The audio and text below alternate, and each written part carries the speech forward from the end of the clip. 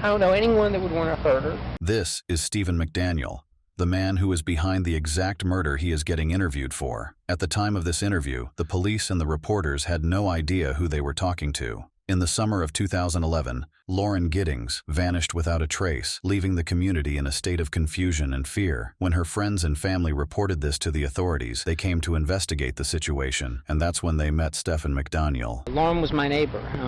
We're just trying to find out where she is at this point. I mean, no one has seen her since Saturday. I mean, the last time anyone heard from her was an email that she sent out, and no one's heard from her since. Did you see her hang out with anyone at the time, anything like that? I mean, no one has seen her since Saturday. I haven't seen anything. I mean, you always hear noise outside, but it's just people walking by pretty much. And she just recently graduated from Mercer?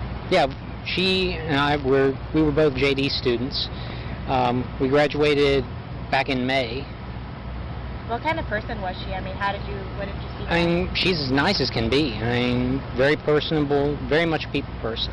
Do you know any enemies she might have had, somebody that might want to hurt her? No, I mean, we don't know where she is. I mean, the only thing we can think is that maybe she went out running and someone snatched her.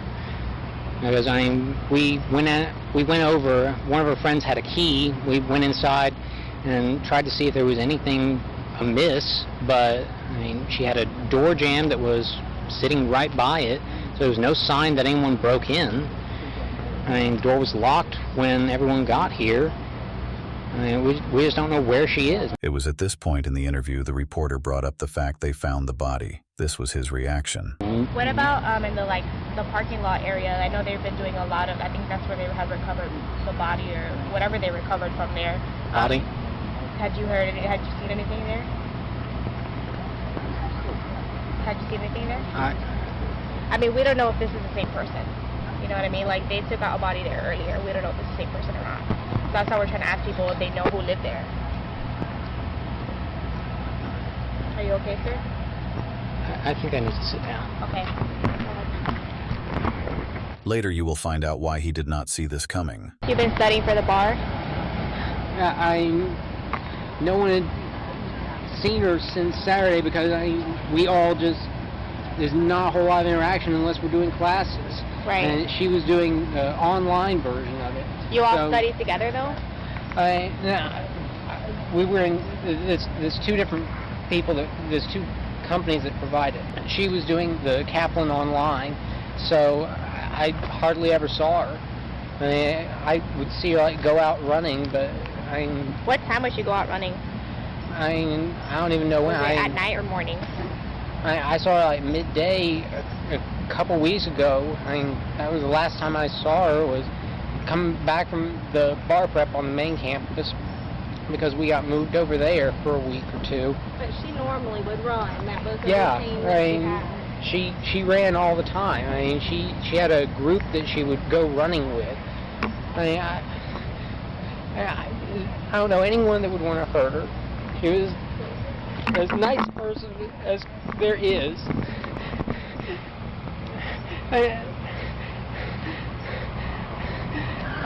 Was she moving soon? Did you know anything about her? Yeah. She was going to be moving out today. She was supposed to move out today because someone else was going to be moving into her apartment, the new law student. Do you know if she was planning? Where is she from? Is she from Maryland? Yeah, she's from up in Maryland. Can I just put this on you so we can hear you? Is that all right? Okay. I'm so sorry. Here, and you can just hold on to that. Thank you. Yeah, she's from Maryland. Yeah, she was from up in Maryland. All her family was there, as far as I know. She. What's going on in your mind right now? Like, what are you thinking? Why would anyone do this? She didn't hear anything. No. I just heard something. Maybe I could have helped.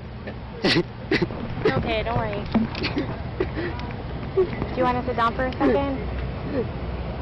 Get something to drink? Do you know if a bunch of her friends are getting together or anything? that's how I found out that she was missing. A bunch of her friends came over yesterday night around midnight, and they hadn't seen her since Saturday, so they were trying to find out where she was. So they were knocking on neighbors' doors and stuff? No, they went in. They had a key to her apartment, and they checked around, didn't see anything out of place. It was locked when everyone got there. That was midnight? Yeah, around midnight, and then we went over to law school to see if maybe she was over in the library studying or something. And we looked up in the study rooms on the 3rd floor, and there was no one there.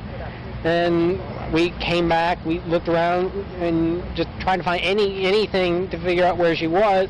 She was afraid to stay in there, but... Where did you hear that from? From Joe? He pulled it up, and we read it off the screen. If she had, I could have done something. I could have lent her a handgun. I've got a little handgun that I have for defense. As the investigation progressed, a search of Stephen's apartment revealed disturbing evidence, including the discovery of some of Lauren's dismembered body parts. Stephen had contemplated various scenarios to get away with murder. He sometimes passionately talked about it in online forums, so it was no surprise he engaged in a disturbing and gruesome act of dismembering her body. He went through various means of hiding them, so it was difficult for the detectives to find. In this next clip, they brought him in for an interrogation to get more information. Stephen had studied criminal justice, so it proved to be difficult to get anything out of him. All right. I just got to ask you a few more questions. Okay. You came down earlier tonight, me and you talked, all right. You don't have any weapons on you, do you? No. That's just you are. What's wrong? You know Detective Patterson, right? Yes. Do you remember, put your hands up here, you remember us talking? Yes. Earlier tonight, right? Yes. You remember me earlier in the day? Yes. When we came down here and talked a little bit and then we left? Yes. Okay. About this girl right here. You know her? Yes. Who is that? Lauren Giddings. Does she live next door to you? Yes. When's the last time you seen her?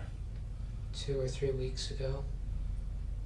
Okay. Was you friends with Lauren? Yes. Look at me when you talk to me, son. Okay? Was you friends with her? Yes. Close friends? We were good. I mean, y'all were friends, right? Both of Yes. y'all were law students. You're studying to be an attorney, right? Yes. What kind of law do you want to go into? Criminal law? Yes. Civil? Is that what you want to do for a living? Yes. Okay. Just tell me what happened, brother. I don't know. Well, where's she at? I need you. I'm asking you for your help. I'm a detective, and I'm asking you for your help. Dan. Okay. Earlier today, we sat here and talked.